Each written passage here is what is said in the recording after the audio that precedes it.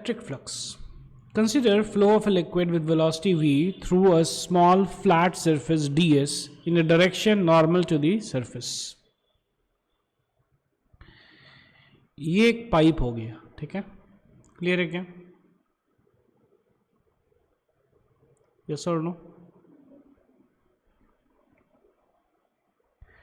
ये पाइप से liquid flow कर रहा है. क्या फ्लो कर रहा है?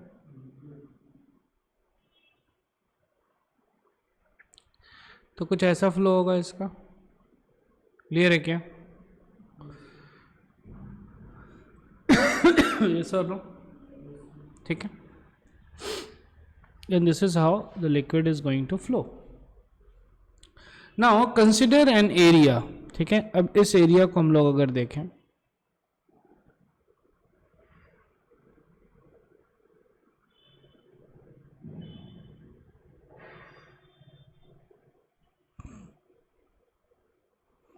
ये एरिया को देखें, ठीक है, which is perpendicular to the flow of the liquid या फिर वाटर. तो बेसिकली क्या हो रहा है, कुछ ऐसा हो रहा है. This is the area,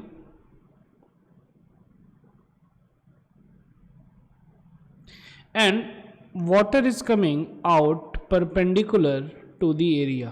clear है क्या इस सर? ठीक है. हम लोग लिख सकते हैं water is coming out perpendicular to the area. Clear है क्या sir? No?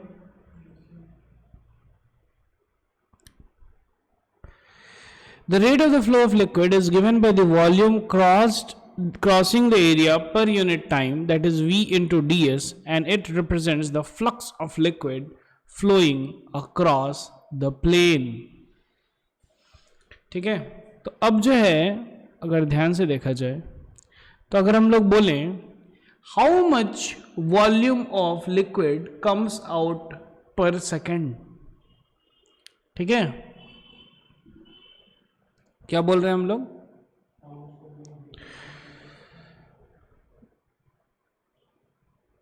How much volume of fluid या फिर वाटर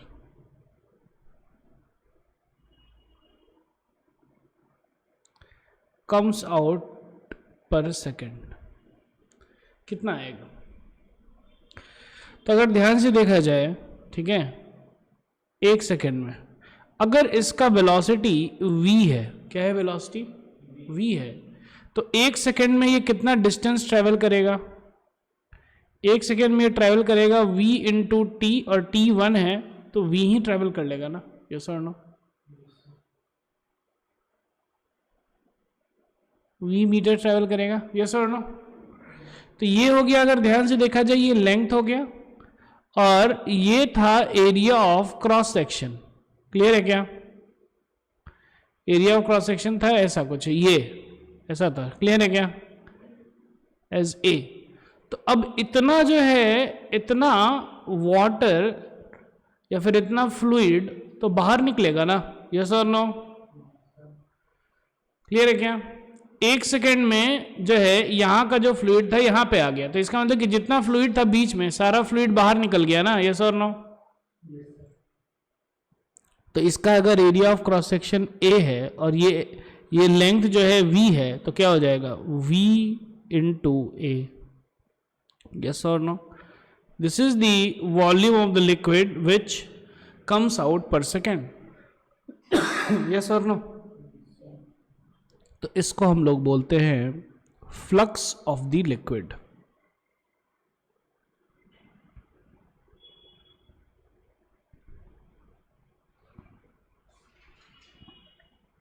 क्लियर है?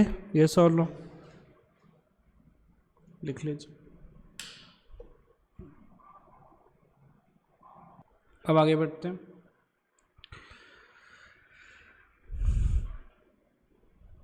If the normal to the surface is not parallel to the direction of the flow of liquid, that is to V, but makes an angle theta with it, the projected area in a plane perpendicular to V is delta ds cos theta. Therefore, the flux going out of the surfaces of ds is V dot n cap ds.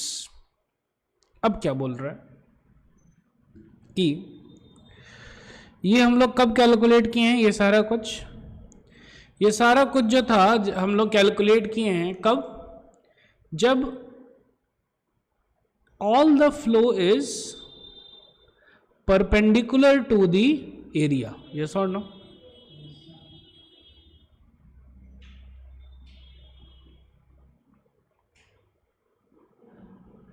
लेकिन जब सारा flow perpendicular नहीं हो area के. Clear है क्या?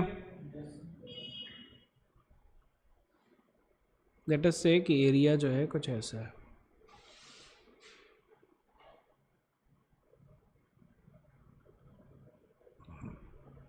ठीक है, और ऐसा फ्लो हो रहा है. अब परपेंडिकुलर है क्या एरिया के? नहीं. तो ये हो जाएगा perpendicular to this is the area vector. क्या है ये?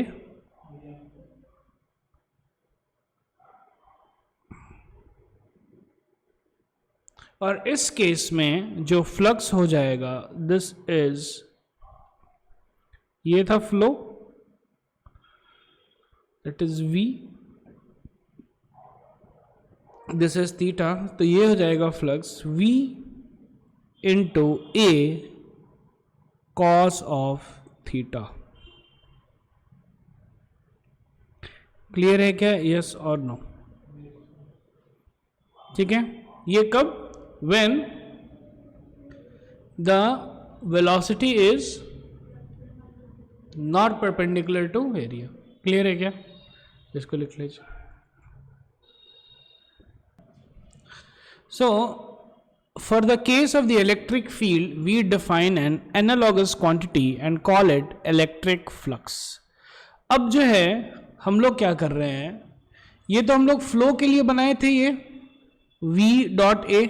क्लियर है क्या? अब हम लोग जो है फील्ड के लिए, है ना, इलेक्ट्रिक फील्ड के लिए ऐसा टर्म बना रहे हैं which is known as electric flux. क्या बोलेंगे उसको? Okay. So this is electric flux. और इलेक्ट्रिक फ्लक्स का फॉर्मूला हो जाएगा E into A into cos theta. Clear है क्या? सर ना? ठीक है. ठीक है. अब देखिए वो जो ये फ्लूइड का फ्लो था, ये लिक्विड का फ्लो था, वो सही में फ्लो हो रहा था, लेकिन इसमें एक्चुअली सही में कुछ फ्लो नहीं हो रहा है, केवल फील्ड है. क्लियर है क्या? सही में कुछ फ्लो नहीं हो रहा है. ठीक है. क्लियर है? कोई दिक्कत नहीं है? कोई टेंशन नहीं? अच्छा. तो we should however note that there is no flow of a physically observable quantity unlike the case of a liquid flow. In the picture of electric field lines described above we saw that. ठीक है. तो ये समझ में आया क्या? Electric flux क्या हो जाएगा? E into A into cos theta. और ये थीटा क्या है? अब देखिए ध्यान से, ये है सरफेस एरिया, ये दिख रहा है क्या? ये एरिया है. यस और नो? और ये एक परपेंडिकुलर निकला है एरिया से. This is known as the area vector, जो यहां पे दिखाया गया है बोल्ड लेटर्स में. दिख रहा है क्या? तो electric field makes an angle theta with the area vector. Clear है क्या? यस और नो? आ रहा है समझ में? अब जैसे कि फॉर एग्जांपल, है ना, कुछ एग्जांपल्स हम लोग कर लेते हैं. पहला एग्जांपल, ठीक है, फाइंड द इलेक्ट्रिक फ्लक्स. ठीक है. ये हो गया electric field. Electric field is 10 newton पर कूलम. ठीक है. और ये हो गया area which is perpendicular to the field. Clear है क्या? ये एरिया क्या है? परपेंडिकुलर टू द फील्ड है. और ये एरिया जो है this is 2 metre square. Find out phi. Phi क्या होता है? इलेक्ट्रिक फ्लक्स ही होता है। चलिए निकालिए। तो इसमें देखिए ध्यान से, सिंपल है, इलेक्ट्रिक फील्ड इस डायरेक्शन में है, यस और नो, ठीक है, और एरिया वेक्टर ये हो गया एरिया, और इसके परपेंडिकुलर होता है एरिया वेक्टर, यस और नो। तो एरिया भी इधर है और इलेक्ट्रिक फील्ड भी इधर है, तो थीटा इन दोनों के बीच में कितना हो गया, कितना एंगल हो गया इन दोनों के बीच में? ये एक वेक्टर है और ये भी एक वेक्टर है, तो दोनों के बीच में एंगल क्या है? 180। तो ऐसा होगा, 180 तो ऐसा होगा ना। इसके और इसके बीच में कितना एंगल है? इसके और इसके बीच में मानो 30 डिग्री है। क्लियर है क्या? अब इसको कम करेंगे 10 डिग्री तो कुछ ऐसा हो जाएगा, यस और नो। इसको और कम करेंगे 0 डिग्री, तब ऐसा दोनों हो जाएगा ना, यस और नो। तो पैरेलल है ना, तो दोनों पैरेलल के बीच में कितना है एंगल? 0 डिग्री। क्लियर है क्या? यस और नो। तो थीटा क्या हो गया? 0 डिग्री। अब जो है फ्लक्स क्या था? E dot A, yes or no?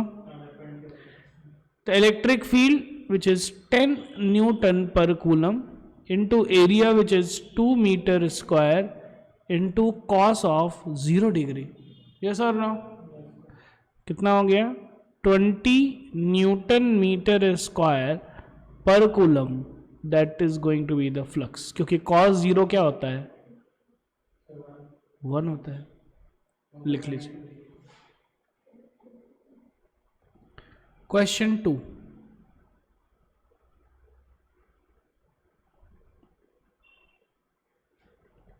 ठीक है, ये है electric field which is again 10 newton पर कूलम। क्लियर है क्या? और अब एरिया लेकिन कैसा है? अब एरिया कुछ ऐसा है। क्लियर है क्या? यस और नो। हॉरिजॉन्टल है ये एरिया, यस और नो। और एरिया है फिर से वही 2 मीटर स्क्वायर है। अब इसका बताना है, बताइए फ्लक्स क्या होगा, इलेक्ट्रिक फ्लक्स क्या होगा। चलिए बताइए, देखिए कैसे होगा, ध्यान से देखिए। इलेक्ट्रिक फील्ड इस डायरेक्शन में है, यस और नो। ये एरिया है हॉरिजॉन्टल, तो इसके परपेंडिकुलर ऐसा हो गया ना एरिया, यस और नो, एरिया वेक्टर। और इलेक्ट्रिक फील्ड है इस डायरेक्शन में, एंगल कितना हो गया दोनों के बीच में? 90 डिग्री हो गया। तो हम लोग लिख सकते हैं phi is equal to E A cos of 90 degree. Cos 90 degree होता है 0, सो देयरफॉर फाई कितना हो जाएगा? 0। कोई दिक्कत? लिख लीजिए। क्वेश्चन 3, दिस इज फील्ड, वही 10 न्यूटन पर कूलम, ठीक है। एरिया इस बार कुछ ऐसा है,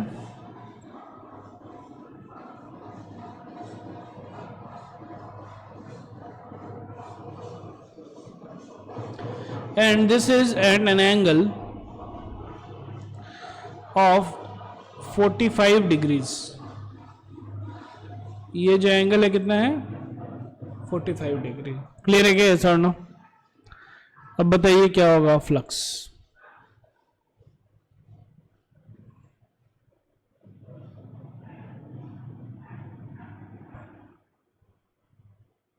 देखिए ध्यान से, इस केस में अब इलेक्ट्रिक फील्ड इधर है, यस और नो, और इसके परपेंडिकुलर होगा ना इसका फील्ड वेक्टर, यस और नो।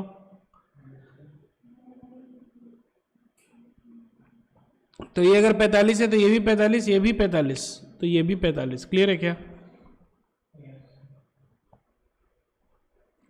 तो देयरफॉर फाई हो जाएगा E dot A which is equal to E 10 newton पर coulomb into 2 metre square into cos of 45 degree, yes और नो, यस और नो। तो ये हो जाएगा 10 √2 न्यूटन मीटर स्क्वायर पर कूलम। अगर समझ में लिख लीजिए।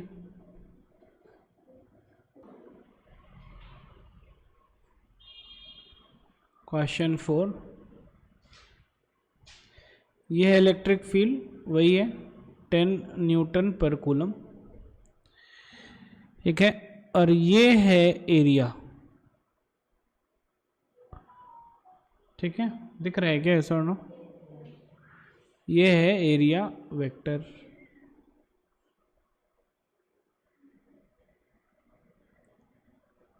ठीक है। This area vector makes an angle of 60 degree, ठीक है। और एरिया जो है क्या है 2 मीटर स्क्वायर है। बताइए फाई क्या हो? देखिए ध्यान से, इसमें क्या हो जाएगा, इसमें ये एरिया है तो area vector is going to be again perpendicular. Clear है क्या? ठीक है, तो ये इसके परपेंडिकुलर होगा, एरिया के परपेंडिकुलर, तो ये 60 है तो ये हो जाएगा 30, ये 60 तो ये भी हो गया 30, ठीक है ना। तो this is the electric field vector and this is area vector. तो इसीलिए 10 न्यूटन पर coulomb into 2 metre square into cos of 30 degree, 10 into 2 into √3/2, खत्म न्यूटन मीटर स्क्वायर पर coulomb which is 10√3 newton metre square पर coulomb. Clear है क्या?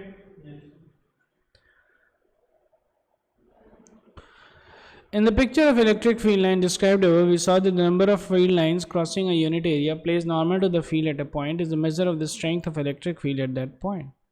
This means that if we place a small planar element of area delta S normal to it at a point, the number of field lines crossing it is proportional to E delta S.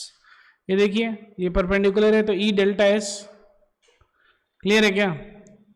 Flux, yes or no? Now suppose we tilt the area element by an angle theta. अगर इसको हम tilt कर दिए, दिख रहा है कि theta अगर tilt किए तो बहुत सारा, अब देखिए फील्ड लाइन जो है, जो कि इधर वाला फील्ड लाइन है, ये सारा तो अब नहीं पास करेगा ना इसके, yes or no? इसीलिए हो जाएगा E delta S cos theta. Thus the projection, the area element normal to E is delta S cos theta. Thus the number of field lines crossing delta S is proportional to E delta S cos theta. When theta equals 90 degree, field lines will be parallel to delta S and will not cross it at all. The orientation of area element and not merely its magnitude is important in many contexts.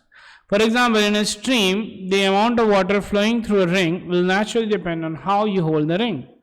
If you hold it normal to the flow, maximum water will flow through it than if you hold it with some other orientation. This shows that an area element should be treated as a vector quantity.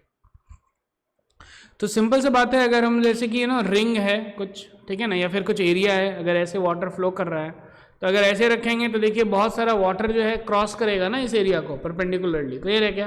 लेकिन अगर वही area को अगर हम ऐसे रख दिए तो देख रहे हैं वाटर थोड़ी क्रॉस करेगा, वाटर तो ऊपर नीचे से चला जाएगा। क्लियर है क्या? ठीक है ना। So therefore area element should be treated as vector. It is the magnitude and also direction. How to specify the direction of a planar area? Clearly the normal to the plane specifies the orientation of the plane. Thus the direction of a planar area vector is along its normal. तो area के normal, ठीक है, area के normal component जो है वो देगा आपको एरिया वेक्टर। दिख रहा है क्या? ये एरिया है, इसके परपेंडिकुलर जो वेक्टर होगा वो क्या देगा हम लोगों को? Area vector. कोई दिक्कत नहीं है, कोई टेंशन नहीं। How to associate a vector to the area of a curved surface? We imagine dividing the surface into a large number of very small areas. Each small area may be treated as a planar and vector associated with it as explained before. Notice one ambiguity here. The direction of an area element is along its normal, but the normal can point in two directions. Which direction do we choose as the direction of the vector associated with the area element?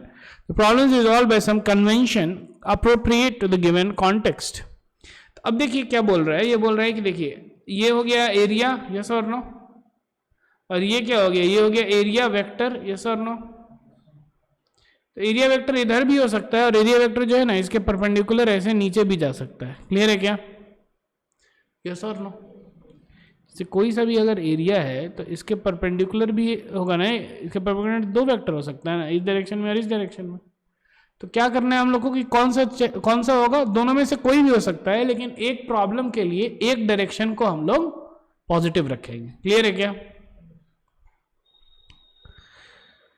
For the case of a closed surface, this convention is very simple. The vector associated with every area element of a closed surface is taken to be in the direction of the outward normal. लेकिन closed में हम लोग हमेशा बाहर ही लेते हैं। Clear है क्या?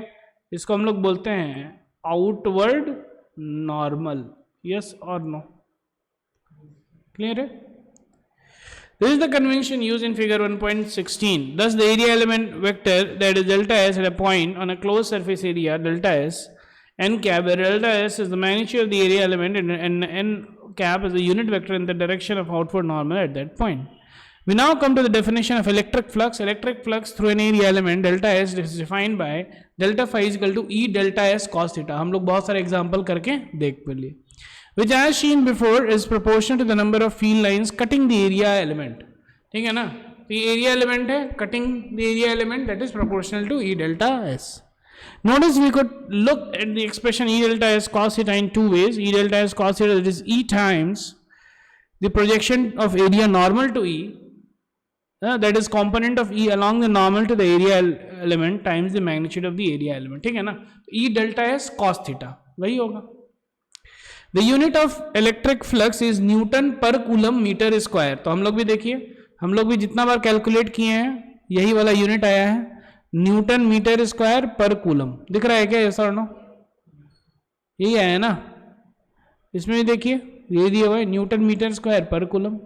The basic definition of electric flux can be used in principle to evaluate the total flux through any given surface. All you have to do is to divide the surface into small area elements, calculate the flux at each element and add them up. Thus, the total flux through a surface S is given by E delta S. The approximation sign is put because the electric field E is taken to be constant over the small area element. This is mathematically exact only when you take the limit delta S tends to 0 and the sum is written as an integral. तो ये हो गया हमारा electric flux. Clear है क्या? ठीक है, ये देखिए ध्यान से, E और N इन दोनों के बीच में है थीटा. दिख रहा है क्या? है ना? यहाँ पे भी दिख रहा है, यहाँ पे भी दिख रहा है, यहाँ पे देखिए है ना, परपेंडिकुलर है. ये देखिए फाई इक्वल्स ई इंटू ए, क्योंकि यहाँ पे जो एरिया वेक्टर है वो भी इसी डायरेक्शन में है तो जीरो हो गया थीटा. क्लियर है क्या? थीटा जीरो हो गया तो कॉस 0 1 हो गया. यस और नो? यहाँ पे देखिए, यहाँ पे ऊपर में है ना एरिया वेक्टर, तो इसीलिए यहाँ पे 90 डिग्री हो गया. क्लियर है क्या? तो कॉस 90 0 हो गया, और यहाँ पे एक एंगल थीटा पे है तो एंगल इसलिए ये कॉस थीटा हो गया. क्लियर है क्या? यस और नो? अरे यस और नो? यहाँ पे देखिए ये हो गया ई और ये हो गया ए वेक्टर, तो ई ए कॉस थीटा. यस और नो? अब देखिए ध्यान से, ये बोल रहा है यहाँ पे इसमें अगर देखा जाए यहाँ पे फ्लक्स पॉजिटिव है, यहाँ पे फ्लक्स निगेटिव है. कैसे ऐसा? देखिए ध्यान से, यहाँ पे E इधर है और एरिया भी इधर है तो cos 0 आ रहा है ना. यस और नो? यहाँ पे E तो इधर है लेकिन एरिया वेक्टर इधर है ना, तो यहाँ पे cos 180 आ रहा है जो कि -1 के बराबर है. समझ में आ रहा है? यस और नो? तो इसीलिए यहाँ पे फ्लक्स पॉजिटिव लिखा है और यहाँ पे फ्लक्स निगेटिव लिखा है, और टोटल अगर कीजिएगा तो फ्लक्स जो है 0 हो जाएगा. यस और नो? यहाँ पे भी देखिए है ना, इलेक्ट्रिक फील्ड वेक्टर जो है इस डायरेक्शन में है और एरिया वेक्टर इस डायरेक्शन में है, तो ये पॉजिटिव है. यहाँ पे इलेक्ट्रिक फ्लक्स इधर है, एरिया वेक्टर इधर है, इन दोनों के बीच में देखिए क्या हो जाएगा? ऑब्ट्यूस हो जाएगा, तो यहाँ पे निगेटिव हो जाएगा. क्लियर है क्या? Sir no? ठीक है, तो ये हो गया electric flux. Flux to sphere closing है ना, ऐसा हो गया. ठीक है, अब हम लोग नेक्स्ट क्लास में गॉसेस लॉ स्टार्ट करेंगे. Thank you.